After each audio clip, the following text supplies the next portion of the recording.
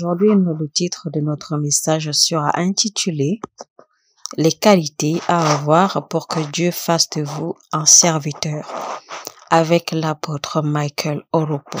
Eh bien, pour que Dieu fasse de vous un serviteur, il y a des qualités requises qu'il faut avoir. Et dans ce message, je vais vous montrer 10 qualités principales que Dieu considère, que Dieu regarde pour pouvoir choisir un homme et faire de lui son serviteur ou un serviteur dans la maison de Dieu ou dans le royaume de Dieu. Parce que Dieu ne choisit pas les gens juste au hasard et il ne choisit pas n'importe qui. Il y a des facteurs qu'il considère que vous devez posséder. Parce que si vous lisez bien les Écritures, il y a bien eu des gens que Dieu a rejetés. Donc, il ne suffit pas simplement d'être disponible ou d'être disposé à être utilisé par Dieu.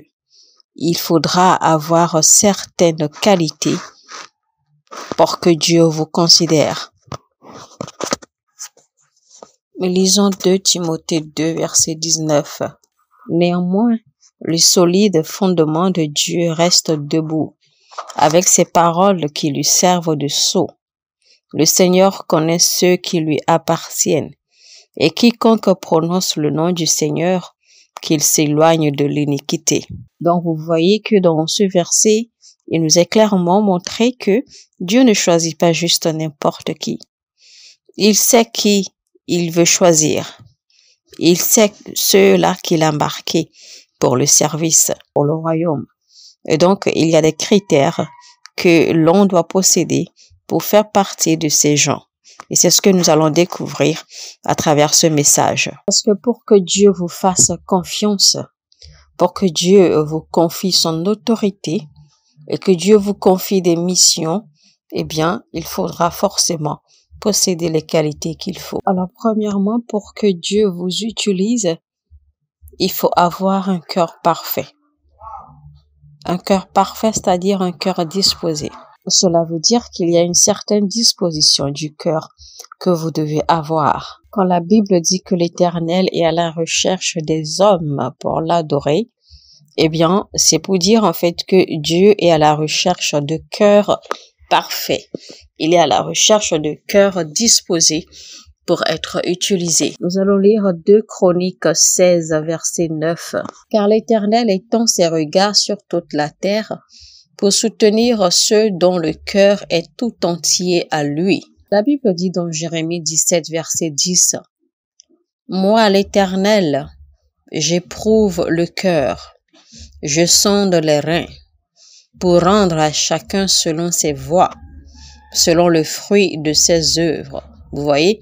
Donc l'Éternel sonde les cœurs, il sonde les reins, il cherche des cœurs parfaits à être utilisés, des cœurs parfaits à qui il peut confier son autorité, son royaume. Donc il ne suffit pas simplement que vous soyez toujours présent dans la maison de Dieu. Il ne suffit pas simplement que vous soyez un bon servant dans la maison. Il ne suffit pas simplement d'avoir le désir ou d'avoir la volonté d'être utilisé ou d'être disposé, prêt à être utilisé. Non. Il faudra aussi avoir un cœur parfait, un cœur suffisamment disposé, un cœur pur. D'accord? Pour que l'Éternel vous regarde, pour que l'Éternel vous considère. Dans ce royaume de Dieu, eh bien, si vous devez être acceptable devant le Seigneur, vous devez tout faire pour avoir une bonne condition de cœur. C'est-à-dire que vous devez tout faire pour que votre cœur soit pur, que votre cœur soit disposé, que votre cœur ne soit pas corrompu. C'est pour cela que la prière principale de David dans Psaume a toujours été que le Seigneur lui donne un cœur parfait, que le Seigneur renouvelle quotidiennement son cœur. Parce que c'est l'état de votre cœur que Dieu regarde pour juger les gens. Donc, toute personne, tout enfant de Dieu, tout chrétien qui désire être acceptable dans le royaume de Dieu, eh bien, devra faire cette prière quotidiennement, que Dieu renouvelle son cœur. Parce que peut-être que vous ne le savez pas, mais il y a des gens qui ont naturellement un cœur méchant. Il y a des gens qui ont naturellement un cœur rempli de mal, rempli de noir, c'est-à-dire rempli de méchanceté. Il y a des gens qui naturellement dans leur cœur, ils n'ont pas ce que l'on appelle l'amour. Ils n'ont pas la compassion. Il y a des gens qui ont vraiment naturellement un cœur rempli de méchanceté, un cœur qui ne pense qu'à faire du mal, un cœur qui ne pense qu'à faire des choses qui ne sont pas agréables. Dans le même temps, il y a des cœurs naturellement très très purs. Ensuite, il y a des cœurs qui, au fil du temps ou au cours des événements, ont été corrompus ou souillés. Voilà donc pourquoi il est important de toujours demander à ce que l'Éternel purifie votre cœur, que l'Éternel renouvelle votre cœur quotidiennement. Nous allons voir un peu à travers la Bible quelques exemples de cœurs parfaits, quelques exemples des gens qui ont eu un cœur parfait, un cœur pur, un cœur disposé. Premièrement, il va s'agir du roi Asa.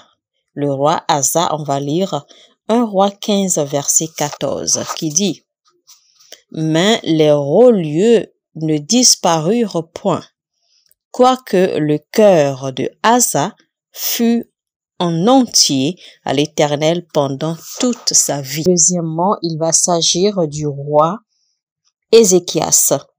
On va lire 2 Rois 20, verset 3.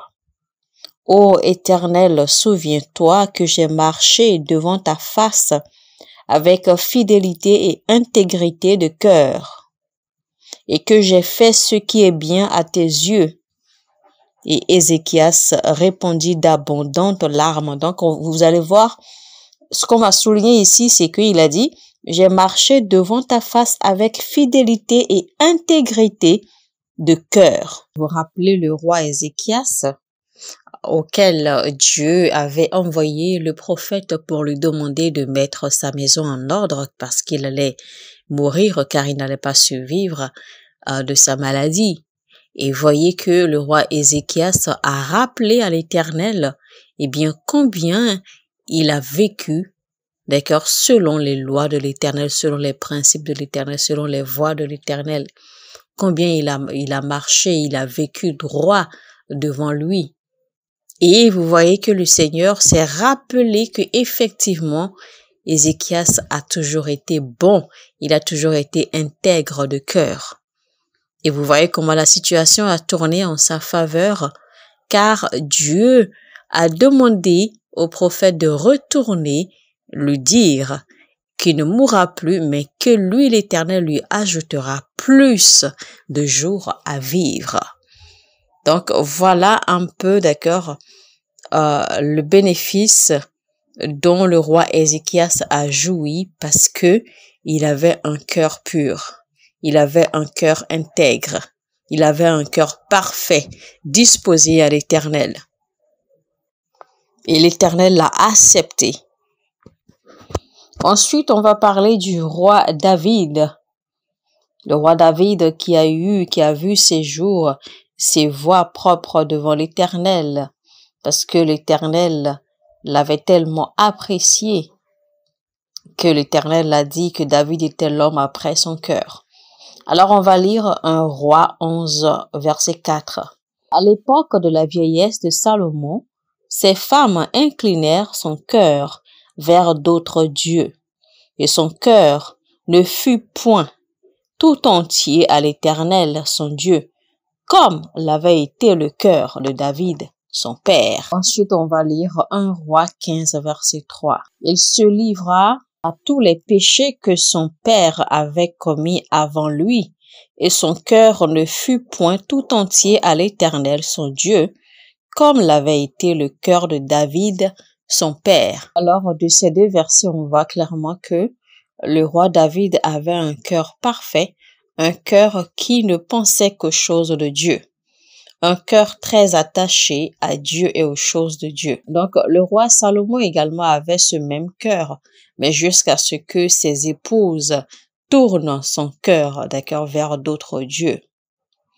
Alors, de ces différentes écritures, on peut déjà voir que la première qualité, d'accord, qu'un homme doit avoir pour être choisi par Dieu pour être son serviteur, et qui est d'avoir un cœur parfait, eh bien, c'est d'avoir un cœur qui est après Dieu et après les choses de Dieu.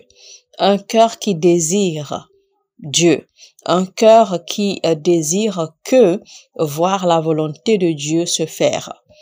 Un cœur qui est après le cœur de Dieu. Donc voilà en fait un cœur parfait. Un cœur qui est disposé à recevoir et à être abandonné à Dieu et aux choses de Dieu. Il faut donc apprendre à cultiver un cœur qui soupire après Dieu, un cœur qui cherche constamment Dieu et le royaume de Dieu, un cœur qui est penché constamment sur les choses de Dieu, pas à cause de ce que Dieu peut donner, mais parce qu'il est Dieu.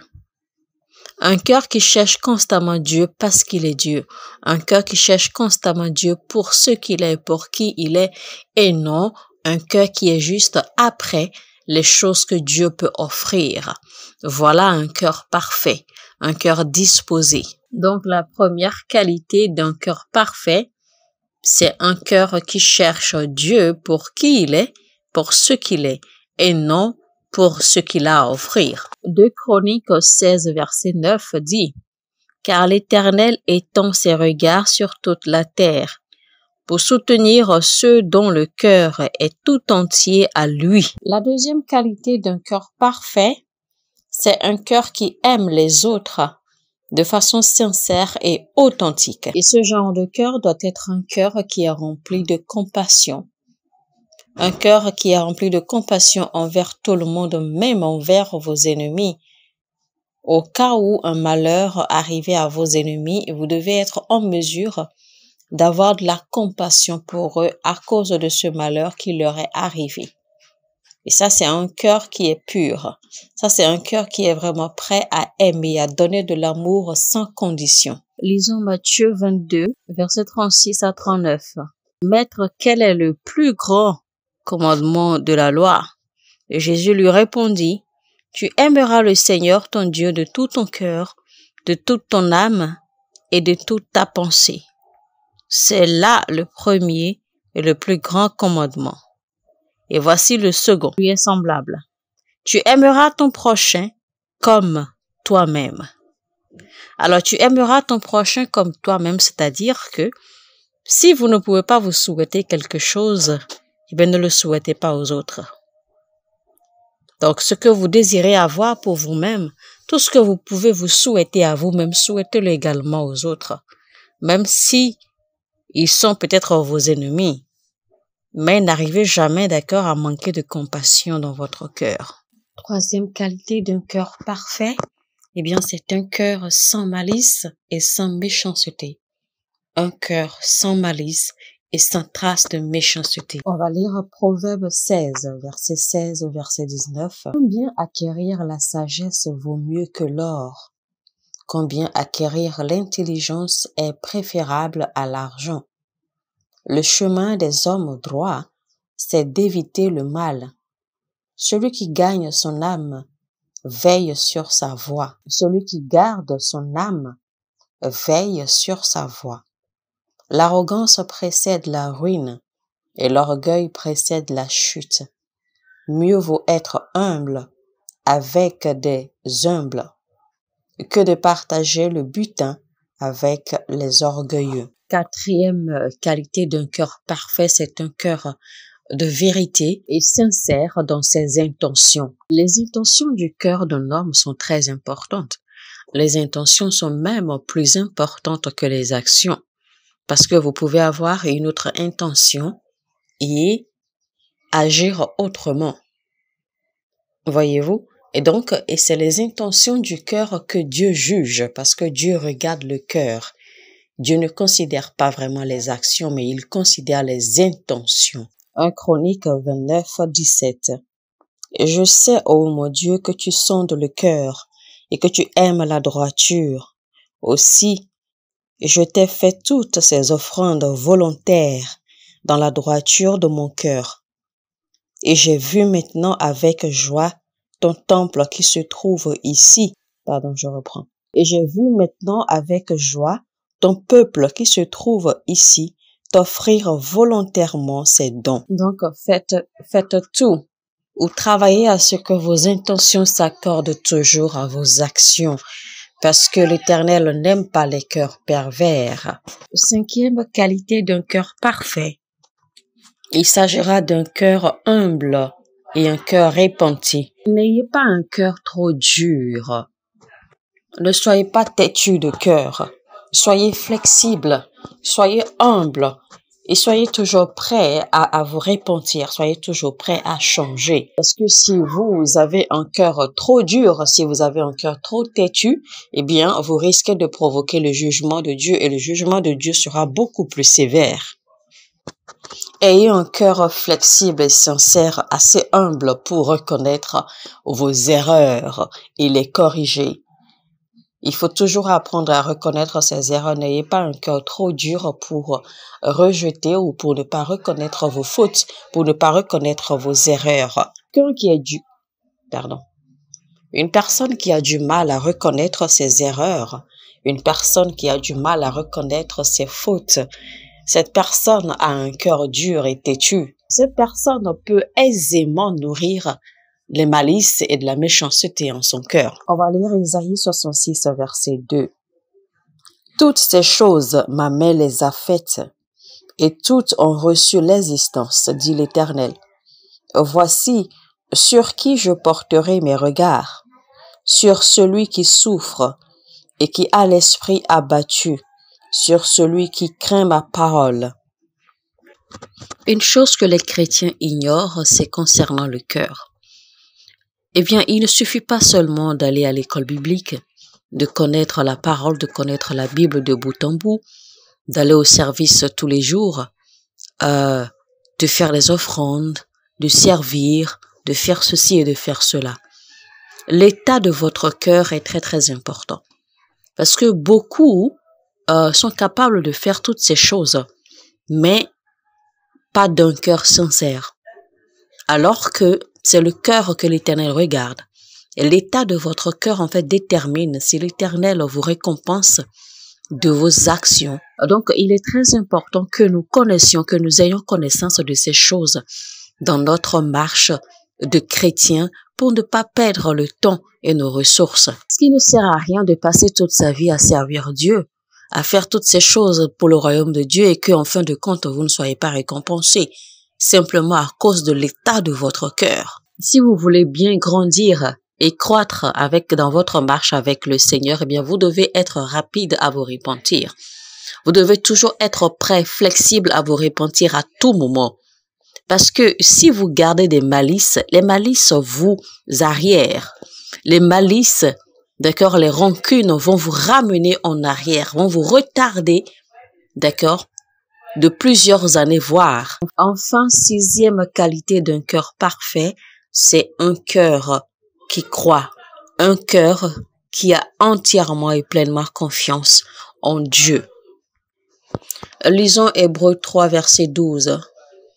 Prenez garde, frères, que quelqu'un de vous n'ait un cœur mauvais et incrédule, au point de se détourner du Dieu vivant. Donc, chers frères et sœurs, mesdames et messieurs, prenez note de ces qualités, d'accord, et surtout, travaillez sur ces différentes qualités pour que vous puissiez avoir un cœur proprement disposé, un cœur parfait qui soit disposé à être utilisé par Dieu.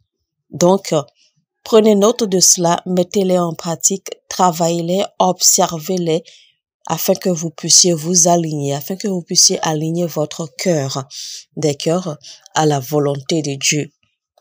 Alors, mesdames et messieurs, n'oubliez pas, notre thème, c'était les qualités à avoir pour être utilisé comme serviteur par Dieu. Et donc, nous avons commencé d'abord par énumérer les qualités d'un cœur parfait parce que nous avons dit que la première qualité pour être utilisé comme serviteur par Dieu, eh bien, c'est d'avoir un cœur parfait. Et là, nous avons décortiqué quelles sont les qualités d'un cœur parfait et nous avons énuméré 6 qualités. Nous espérons que ce message vous a édifié, que vous avez aimé. Si tel est le cas, alors likez, cliquez sur le bouton j'aime et partagez au maximum autant que vous pouvez. Ne le gardez pas pour vous tout seul. Si vous n'êtes pas encore abonné à cette chaîne, alors abonnez-vous et activez la cloche de notification afin de ne rater aucun message. Sur ce, je vous dis que Dieu vous bénisse et à très bientôt.